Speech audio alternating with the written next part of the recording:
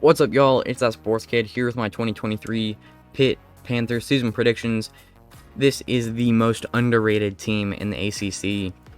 Let me talk about it. Last year, Pitt went 9-4. Very good season from them with a Sun Bowl victory over UCLA. This year, their over-under win total is 7. I think they should definitely hit the over on that. A lot of players returned, 7 on offense and 5 on defense, but 6 Pitt Panthers were drafted in this past NFL draft. The overall rank for Pitt's recruiting class was 56, and their transfer rank wasn't much worse, 60th. Right on 1 4-star, Jordan Bass, linebacker, top 200 player, and the 5th best player from Virginia. They also brought in 18 3-stars, one of them being Isaiah Neal. Plays on the D-line and is the number 10 player from Maryland. Transfer portal is interesting. We have 2 4-stars and 5 3-stars. Phil Jurkovec should be the starting quarterback. If you're a Pitt Panther fan, let me know. Is it going to be Jurkovec transferring in from Boston College, or will it be Christian Vilio? This guy I have right below him. I probably butchered his last name, but they're both battling for this job, I think. On paper, from 24/7, Vilio has a higher transfer ranking, but they're both 3-stars. I didn't even notice that. I thought Jurkovec was a 4-star. Or whatever. Christian is transferring in from Penn State, so rivalry schools transferring, interesting. One of them should be starting. Let me know if you're a Panther fan, who's it going to be. My ratings for Pitt this year, I'm going to give them a 7.5 on offense out of 10. Should be solid. Their offensive line is probably going to be pretty good. Just as good, probably. Offensive line. Do have these 2 quarterbacks battling it out. Running backs might decline a little bit. We did have a second-team All-American, I think, last year. Receivers, 3 of the top 4 are back this year, so solid on offense. The defense, though, should be very good. The D-line is slept on, I think. D-line is going to be very good. Top 15. Linebackers are going to be top 20. And the defensive backs are also going to be top 20, I think. Yeah, they're going to be really good on defense. Here's the schedule. This is the most important part of these videos, and I'm going to tell you why they're the most underrated, I guess, by showing you the schedule and the record. Anyway, we have Wofford. Wofford sucks. Their FCS should be a big win for Pitt. Then we have Cincinnati. These are old Big East rivals, I think. I think they're rivals. Well, they played a lot in the Big East. Cincinnati, not going to be fantastic. This is going to be their first year in the Big 12 Conference, and they're heading to Pittsburgh. I think they should. I think Pitt should get a solid win at Heinz Field. I'm going to call it Heinz Field, okay? It's the same thing as Acrisure Stadium. Same thing, just renamed it to something worse. Next up, we have the Backyard Brawl. Very interesting game last year where Pitt was able to win against the Mountaineers by 7 points at home. Now, because it is a road game, I'm going to say it's a toss-up. These schools hate each other. And I think West Virginia could keep it close. They should keep it close. I think Pitt should win this one on paper.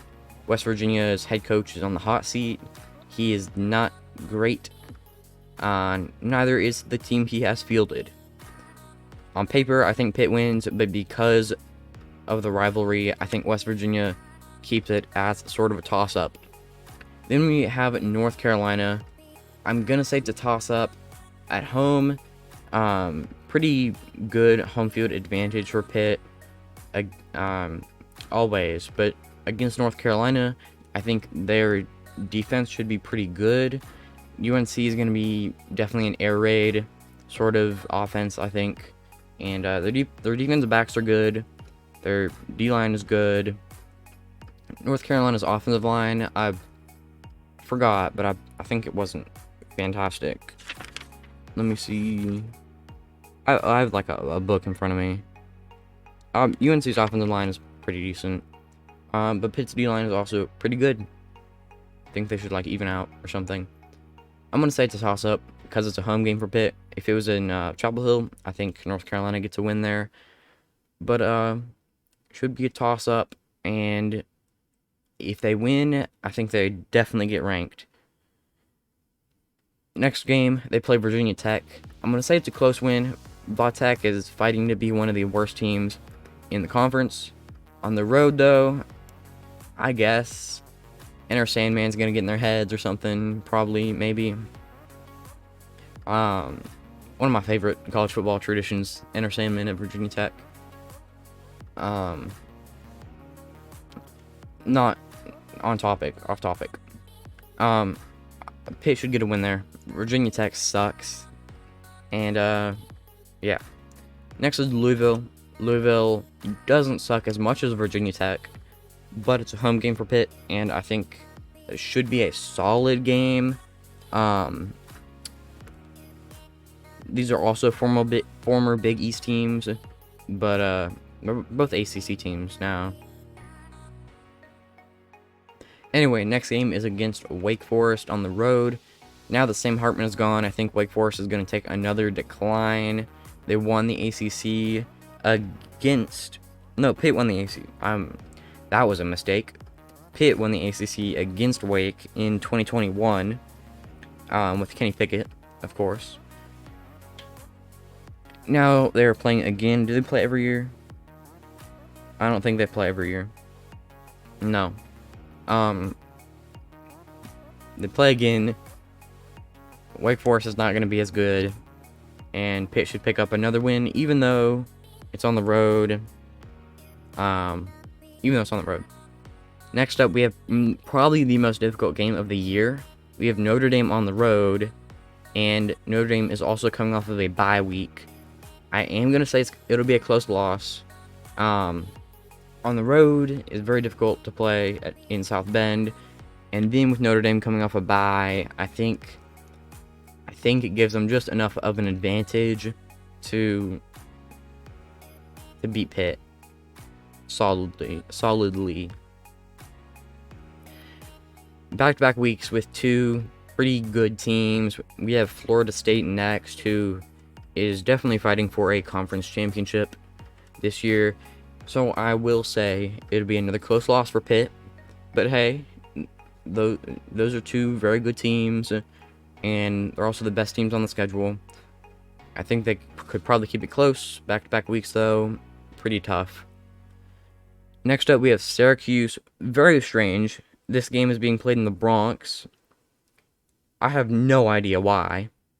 I'll say it's a close win because Syracuse is going to regress from their 6-6 record last year. It might have been 7-6 last year. Either way, even because it's at a neutral site, I think Pitt should win. If it was in the Carrier Dome, might be more of a toss-up, but I think Pitt should win that one. Wrapping it up against two more ACC foes. Boston College is bad. They are not good, and Pitt should win this one outright. Big win for Pitt. Finally, we have the Duke Blue Devils. Last year, Duke was they were good, 9-4, 9-5. They're definitely improving with Mike Elko.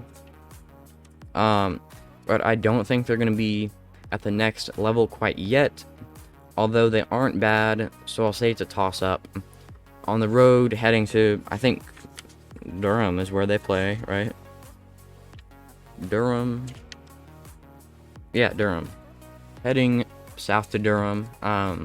Might be a little bit more difficult to play. I don't think there's much of an environment at Duke, but their team's improving. I don't think it's quite there yet.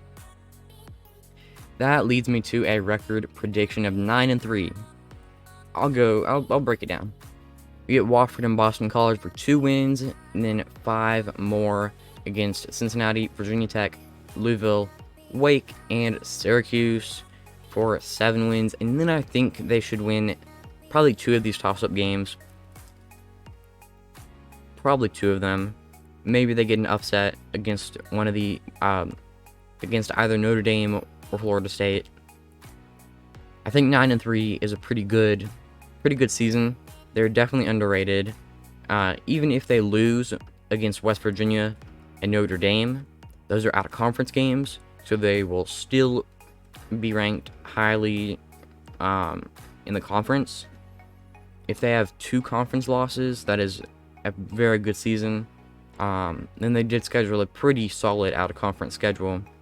It's a top 50 schedule.